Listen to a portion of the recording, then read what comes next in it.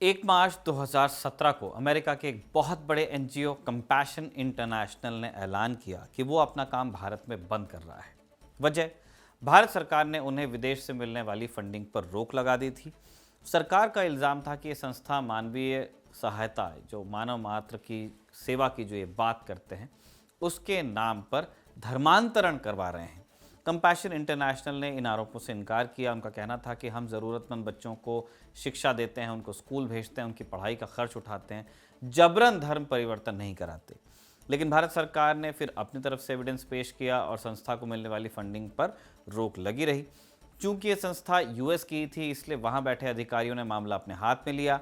उन्होंने अमेरिकी संसद पर दबाव बनाना शुरू किया कि आप भारत सरकार से बात कीजिए, उन्हें समझाइए। नतीजा क्या हुआ?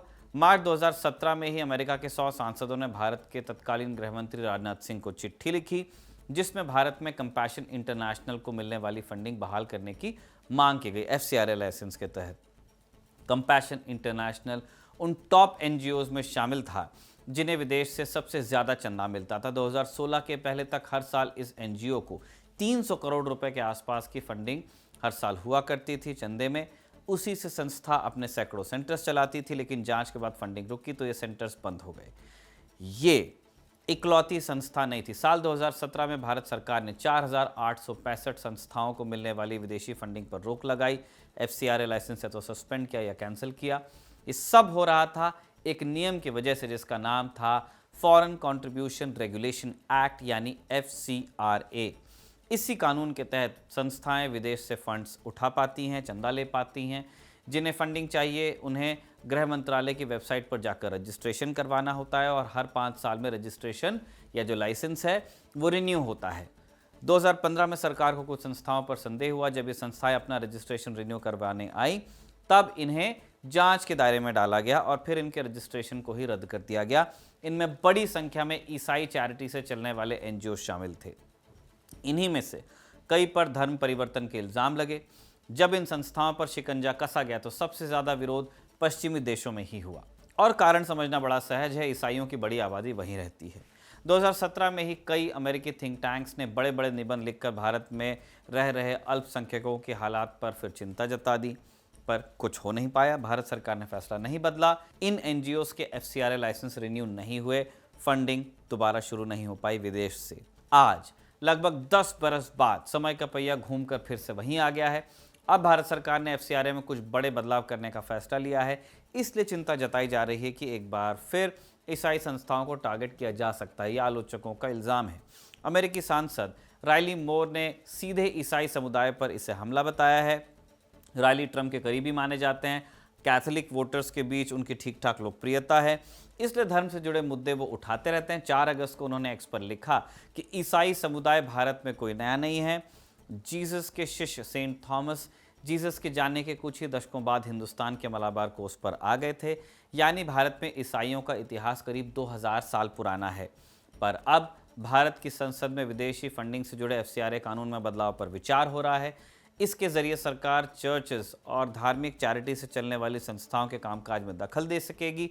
अगर ऐसा होता है तो इसका असर भारत अमेरिका संबंधों पर भी पड़ेगा। ये राइली के शब्द थे और विदेशी नेताओं में फिलहाल राइली ने ही एफसीआरए संशोधन का इस तरह विरोध किया है। लेकिन राइली के विरोध के बाद ये मुद्दा बड़ा हो रहा है। कैथलिक अरीना नाम की वेबसाइट ने एक्स पर लिखा है कि भारत में ईसाइयों पर बहुत अत्याचार हो रहा है। ईयू को भारत से ट्रेड डील करने के बजाय ये मुद्दा रेस करना चाहिए। तो क्या वाकई भारत सरकार एफसीआरए में संशोधन जो कर रही है उससे ईसाई ही टारगेट होंगे? सरकार एफसीआरए में संशोधन करना कौन से चाह रही है और विरोध किस बात का हो रहा है? आज के शो में हम इन्हीं सवालों के जवाब टटोलेंगे। नमस्कार, स्वीकार कीजिए निखिल का। आप खबर गांव का डेली इंटरनेशनल बुलेटिन राजदूत देख रहे हैं।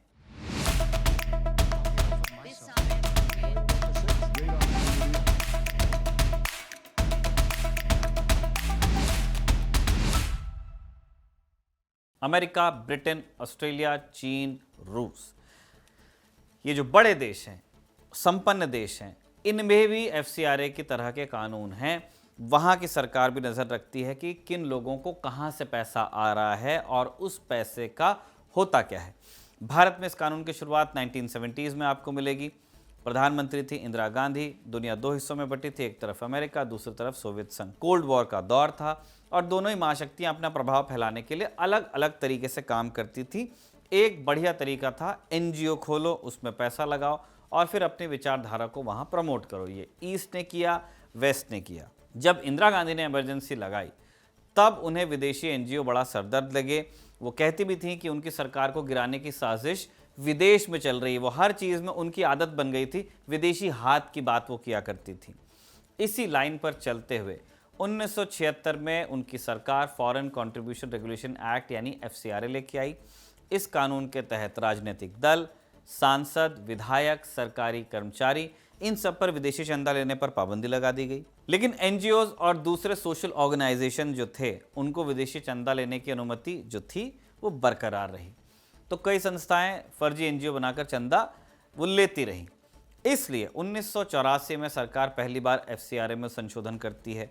इसके बाद ये क्लॉज जोड़ा जाता है कि अगर आपको विदेशी फंडिंग चाहिए, चंदा लेना है, तो आपको गृह मंत्रालय में रजिस्टर करवाना पड़ेगा, एक लाइसेंस लेना पड़ेगा। 1990 के दशक में जब मार्केट ओपन हुआ हिंदुस्तान में, है ना, उदारवाद आया, तब भारत में बड़ी संख्या में नए एनजीओस खुले और इनमें एक संख्या फर्जी एनजीओस की भी थी। इसलिए एक बार फिर इस कानून में सुधार की ज़रूरत महसूस हुई।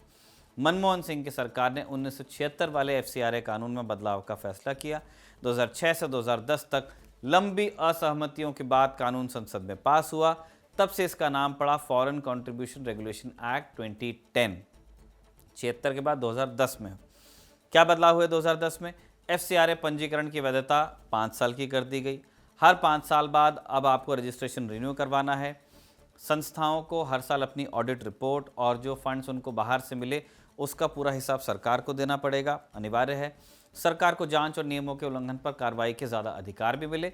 इसके बाद नरेंद्र मोदी सरकार 2020 में भी FCRA में 3 बड़े बदलाव करती है। पहला, विदेश से आने वाले पैसों के लिए सिर्फ एक बैंक और उसका एक ब्रांच इस्तेमाल किया जाने लगा।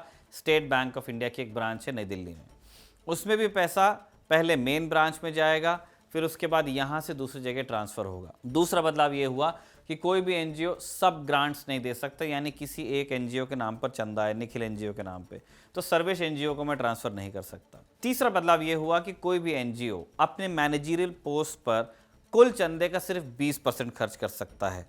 अब पहले सीमा 50% तक थी। इसमें यह होता था कि विदेश से पैसा लेकर लोग उसका इस्तेमाल ज़ाती फ़ायदे में कर लेते थे। बड़े जो सीनियर मैनेजर्स होते थे उन्हीं की तनख्वाह बहुत ज़्यादा होती थी। दोस्तों और रिश्तेदारों को अपनी संस्थाओं में काम पर रख लिया जाता था ताकि उनको सैलरी दी जा सके जो चंदा आ रहा है। तो 2020 में जो बदलाव हुए उनका कुछ विरोध ज़रूर हुआ, लेकिन ज़्यादा नहीं। अब 2026 में जिस तरह के बदलावों की बात FCRA में हो रही है उसका ज़्यादा विरोध हो रहा है। क्यों? आपको समझा। सरकार ने प्रस्ताव रखा है कि अगर किसी संस्था का रजिस्ट्रेशन रद्द हो जाता है तो उससे मिली फॉरेन फंडिंग और उसकी संपत्ति सीधे सरकार के कब्जे में ली जा सकती है। इसके लिए एक अथॉरिटी बनाने की बात हो रही है, यानी लाइसेंस रिन्यू अगर नहीं हुआ तो पैसा और प्रॉपर्टी दोनों सरकार की बनाई इस अथॉरिटी के पास जा सकते हैं। इसी को लेकर सबसे ज़्यादा विरोध हो रहा है। आलोचक कह रहे हैं कि बदलावों की भाषा वेग है, काफ़ी कुछ विवेकाधीन छोड़ दिया गया है। तो सरकार अपनी पसंद की संस्थाओं का रजिस्ट्रेशन तो रिन्यू करेगी, लेकिन जो सरकार की लाइन पर नहीं चलेंगे उनका रजिस्ट्रेशन रिन्यू नहीं होगा, जैसा सरकार पर अतीत में इल्ज़ाम लगा भी है। 2 उदाहरण आपको देते हैं। पहला है तीस्ता सीतलवाड़ का केस। गुजरात दंगों के बाद 2002 वाले तीस्ता सीतलवाड़ और उनके पति जावेद आनंद ने एक संस्था बनाई जिसका नाम था citizens for justice and peace, CJP। इस संस्था का मकसद था दंगा पीड़ितों को कानूनी सहायता देना। इसके अलावा तीस्ता एक और संस्था चलाती थी जिसका नाम था सबरंग ट्रस्ट। 2004 के बाद इस संस्था को विदेशों से पैसा मिल रहा था। इनमें सबसे चर्चित नाम था अमेरिका की फोर्ड फाउंडेशन का। ये फंड FCRA के तहत भारत सरकार की अनुमति से आया था, लेकिन 2015 में गृह मंत्रालय ने सबरंग ट्रस्ट के खातों की जांच शुरू कर दी। सरकार ने जांच में कहा कि तीस्ता सीतलवाड़ की मैगजीन कम्युनलिज्म कॉम्बैट इसी पैसे से चल रही है जो नियमों के खिलाफ है। गृह मंत्रालय ने FCRA की धारा 3 का हवाला देकर उनके संस्था को बंद कर दिया। दूसरा आरोप यह भी लगाया कि एक NGO से पैसा लेकर उसका इस्तेमाल दूसरे काम में किया गया है, और तीसरा इल्ज़ाम पैसे के हेरफेर का लगाया। फिर दूसरा उदाहरण CPR का है, centre for policy research. Bharat का एक बड़ा मशहूर थिंक टैंक है जिससे बड़े बड़े नाम जुड़े रहे हैं, प्रताप भानु मेहता, श्याम सरन, ब्रह्मा चेलानी, जी पारसारथी। CPR पब्लिक पॉलिसी से जुड़े मसलों पर रिपोर्ट्स पब्लिश करता रहा है। बच्चे इनको कॉलेजेस में पढ़ते हैं। पहले न्यूज़ मीडिया में भी बहुत कोट होती थी। बीच में एक वक्त आया जब सीपीआर से आने वाली जो रिपोर्ट्स थी भारत सरकार को कुछ असहज करने लगी। तब सरकार ने नकेल कसने के लिए एफसीआरए का ही इस्तेमाल किया था। क्या किया था? हुआ यह था कि सीपीआर ने भारत में एयर क्वालिटी और वायु प्रदूषण से जुड़ी नीतियों पर एक रिसर्च पेपर निकाल दिया। अब सीपीआर है दिल्ली में, और दिल्ली में बीते सालों में वायु प्रदूषण पर बहुत बात होने लगी है, स्पेशली नवंबर दिसंबर में। होता प्रदूषण पूरे नॉर्दर्न प्लेन्स में है, पंजाब से लेकर के बिहार तक है, लेकिन दिल्ली में ज़्यादा चर्चा होती, मानो गुड़गांव और नोएडा में कोई अलग से एयर फिल्टर लगा है ना। हरियाणा में भी प्रदूषण नहीं है, यूपी में भी प्रदूषण नहीं, दिल्ली में है। खैर, सीपीआर ने पेपर निकाला वायु प्रदूषण पर, और सरकार ने इसी बात को पकड़ा कि भाई ये तो एफसीआरए के तीसरे आर्टिकल के खिलाफ है। आप फॉरेन ग्रांट्स का इस्तेमाल करंट अफेयर से जुड़ी सामग्री तैयार करने के लिए नहीं कर सकते, ये लिखा हुआ है। इन आरोपों के आधार पर गृह मंत्रालय ने फरवरी 2023 में सीपीआर का एफसीआरए रजिस्ट्रेशन पहले निलंबित किया और जनवरी 2024 में कैंसिल ही कर दिया। दोनों केसेस में आरोप यह लगा कि सरकार की नीतियों का विरोध हो रहा था या एक असहमति का स्वर था, इसलिए सरकार ने शिकंजा कसने के लिए एफसीआरए का इस्तेमाल किया। ईसाई संस्थानों वाला मामला थोड़ा सा अलग है। ईसाई समुदाय धर्म प्रचार और धर्म प्रसार में मानता है, मिशनरी एक्टिविटी, कि नई जगहों पर जाओ और दूसरे लोगों को धर्म से जोड़ो। इसलिए सुदूर आदिवासी इलाकों में आपको मिशनरी मिलेंगे, दूर दूर के द्वीपों पर मिलेंगे। पश्चिम, जहाँ दुनिया की संपन्न आबादी बसती है, वो देश ईसाई बाहुल हैं और वहाँ से लोग धर्म प्रचार और धर्म प्रसार के लिए चंदा देते हैं।